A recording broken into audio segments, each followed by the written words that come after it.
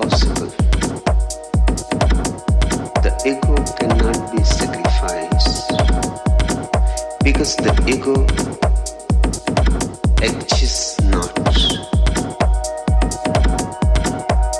The ego is just an idea. It has no substance in it. It is not something. It is just pure nothing. You give it reality by believing in it. You can withdraw your belief and the reality disappears, evaporates. The ego is a kind of absence because you don't know yourself. Hence the ego. The moment you know yourself, no ego is found. The ego is like darkness. Darkness has no positive existence of its own. It is simply the absence of light. You cannot fight with darkness, or can you? You cannot throw darkness out of the room. You cannot take it out, you cannot take it in. You cannot do anything with darkness directly. If you want to do anything with darkness, you will have to do something with light. If you put the light on, there is no darkness. If you put the light off, there is darkness. Darkness is only the absence of light. So is ego. Absence of self-knowledge. You cannot sacrifice it. It has been told to you again and again, sacrifice your ego. And the statement is patently absurd. Because something that does not exist cannot be sacrificed. And if you try to sacrifice it, which is not there in the first place at all, you will be creating a new ego. The ego of the humble. The ego of the egoless. The ego of the person who thinks he has sacrificed his ego. It will be a new kind of darkness again. No, I don't say to you, sacrifice the ego. On the contrary, I say, try to see where the ego is. Look deep into it. Try to locate it where it exists, whether it exists at all or not. Before one can sacrifice anything, one must be certain about its existence. But don't be from the very beginning against it. If you are against it, you cannot look deep into it. There is no need to be against anything.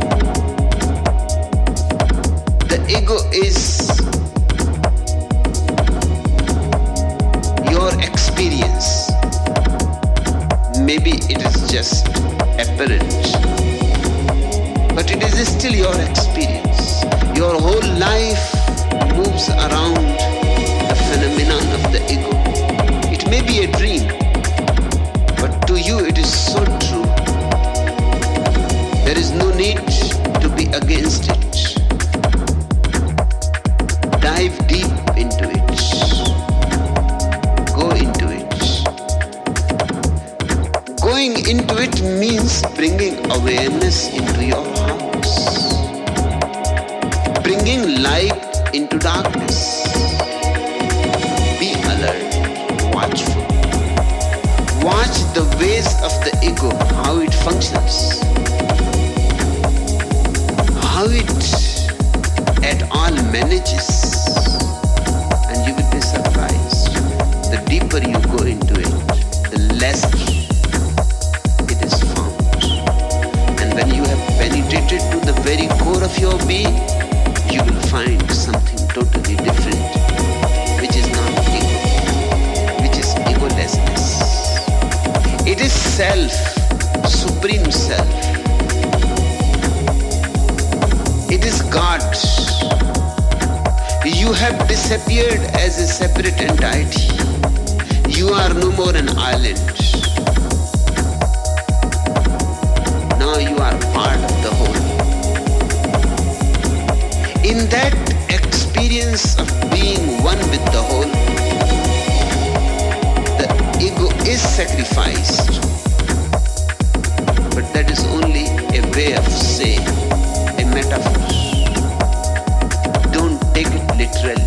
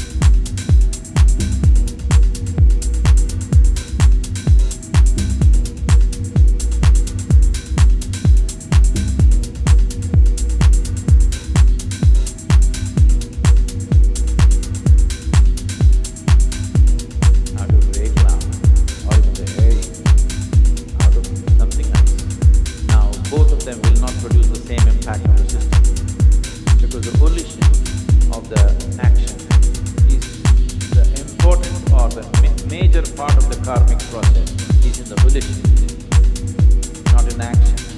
Similarly, major part of the karma is in the volition, not in the sound.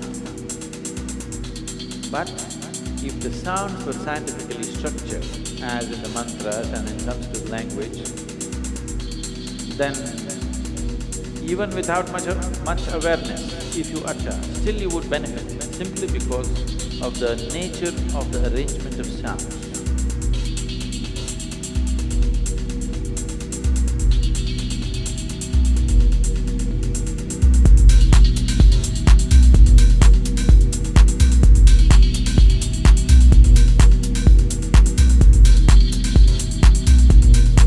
If this happens to be my last word to this person, how I would utter this? Like that, I will utter, whoever I speak.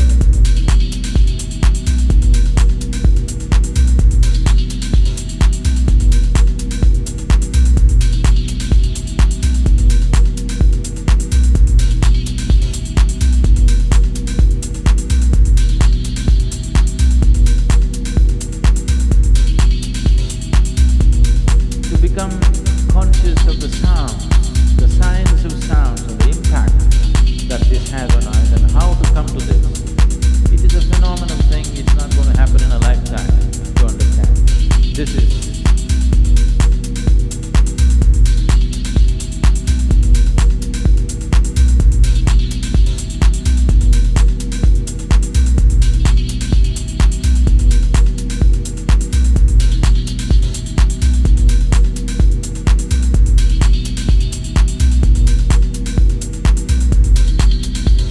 you can just bring it into your life like that.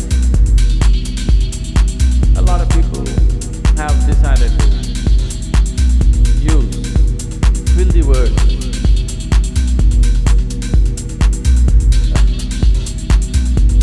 in their conversations, or these days particularly I'm seeing the youth in United States trying to form a whole sentence with just one word.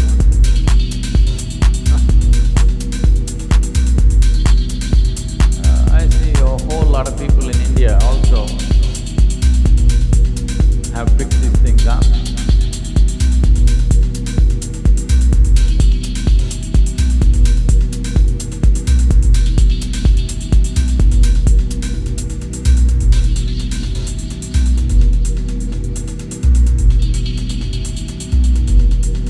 This is one way of bringing the right kind of reverberation in the system.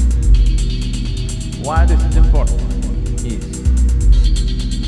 if you simply become silent within yourself, there is no better way, it is the ultimate way. If you can just simply become still within yourself, that is the best way. If that's not happening, the next best and the next best is like this. You can say, Shiva, it is the closest things to stillness.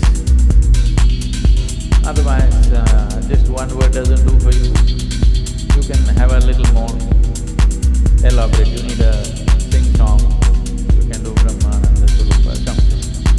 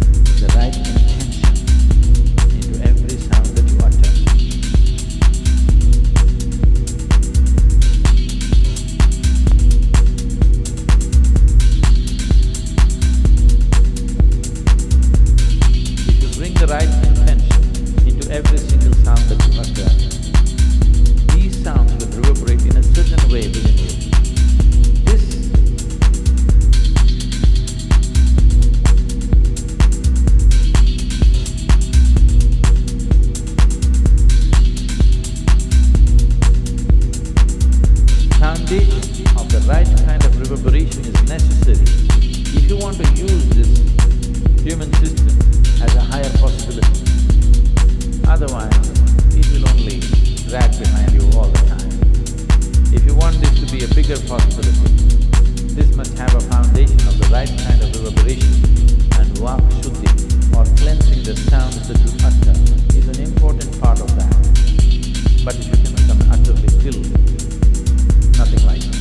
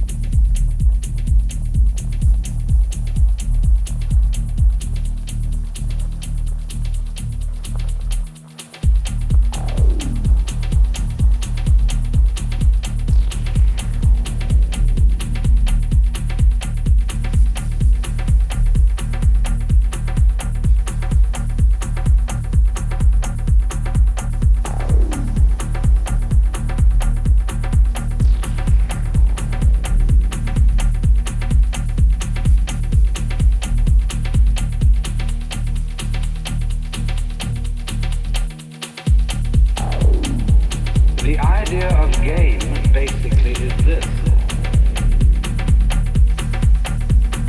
that the nature of the world is musical.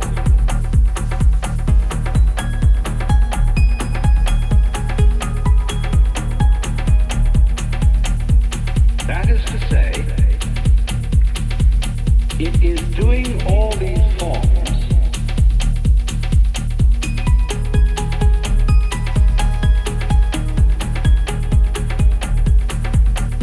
of trees and stars and people and all their complexities, just to do them.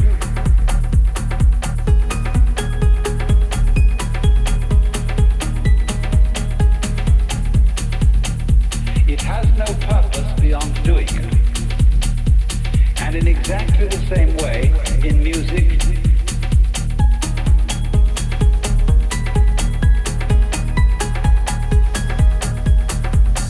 music has no destination. It isn't aimed at the future. It does travel in time, that is true.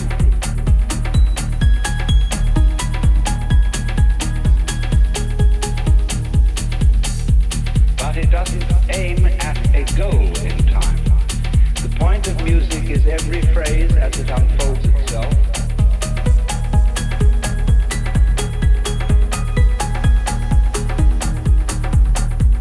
And as you perceive the relationship of those phrases to earlier and later phrases.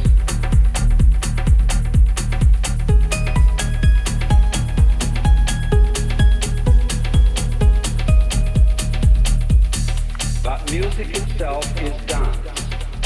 It's dancing with sound, and likewise in the art of dancing, you are not traveling.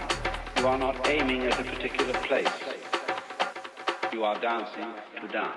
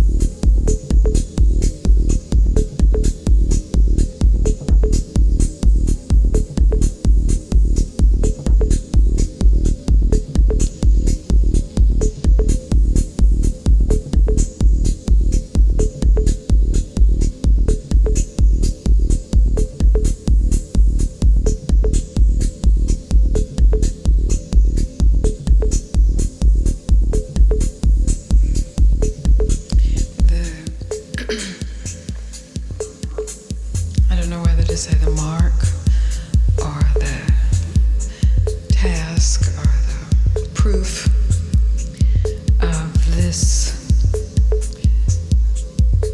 invitation to inquiry is the willingness to face the catastrophe that's inevitable in this experience of living on this planet in a body, is to be able to simply face what's here, meet what's here, experience what's here. And sometimes it is not pleasant, and sometimes it is exquisitely blissful. Sometimes we're just as afraid of the bliss as we are of the horror. And we tell all kinds of stories to actually escape the bliss. But in general, the horror of life as it is experienced in a body, in a planet, is avoided.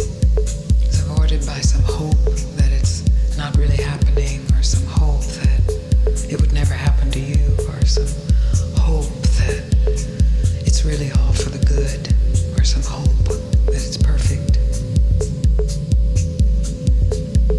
But the radicalness of giving up all hope is really the radicalness of giving up all stories. In inquiring into the reality of what's true, true being what's always true, not just relatively true in this moment, but always true, then hope of change, of survival, of betterment, of escape, of happiness, of enlightenment, all hope must be put aside. Because hope itself is some projection of a me into a future. It's for this willingness to stand alone where you are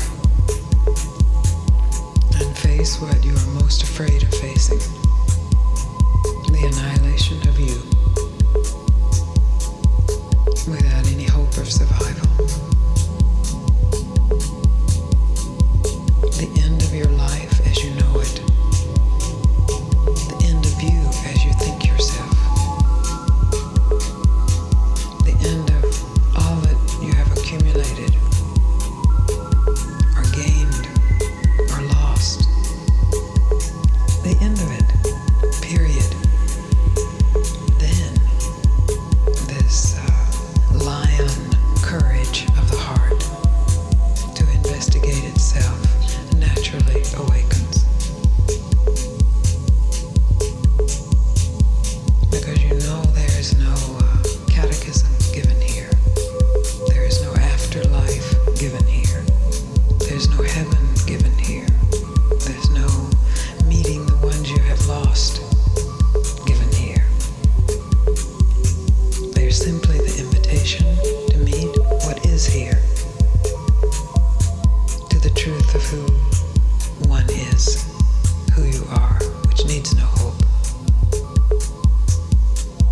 which is not separate from the flesh or the emotions or the experiences or the intellect, and yet is present when all of that is finished.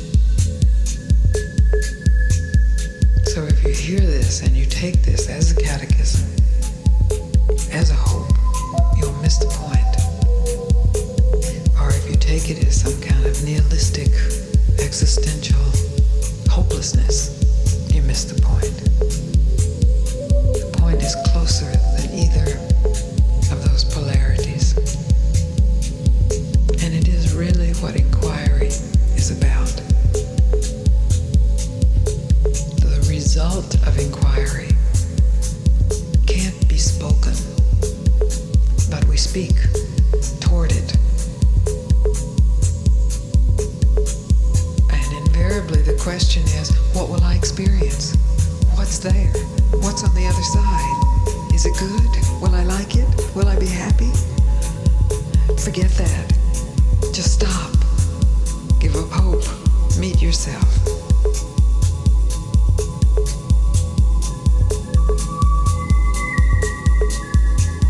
Inviting one another deeper into inquiry, so that the whole life is inquiry,